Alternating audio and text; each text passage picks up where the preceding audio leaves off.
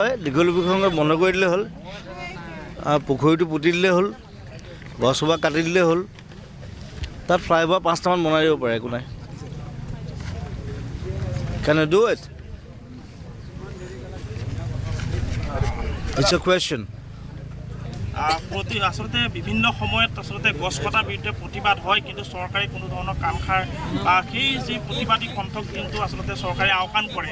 আৰু এই ক্ষেত্ৰতো আচলতে এনেকুৱা হ'ব নেকি যে দীঘলীপুখুৰী পাৰৰ মই এটা কথা কওঁ, দীঘলীপুখুৰী এতিয়া গছখিনি যদি কাটি দিয়ে, সেই সৌন্দৰ্যটো ঘূৰাই পাব নাই আকৌ। মই কালিও দিছোঁ এটা পোষ্ট, সেই সৌন্দৰ্যটো কোনে ঘূৰাই পাব? নাপায়। চ' ডোণ্ট গ' ফৰ ইট।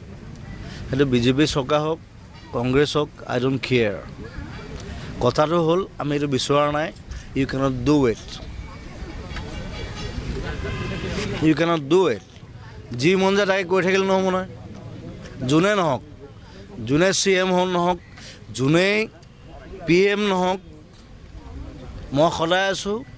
মই গছ ৰক্ষা কৰি আছোঁ, গছ ৰুই আছোঁ। আমাৰ গোটেই ফেন ক্লাবে আমি প্ৰত্যেক বছৰ আমি 5,000 গছ ৰুওঁ।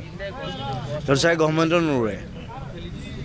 আই চেলেঞ্জ, মোৰ লগত আহক। You don't do it, I'll do a revolution. That's it. বিপ্লৱ কৰিম।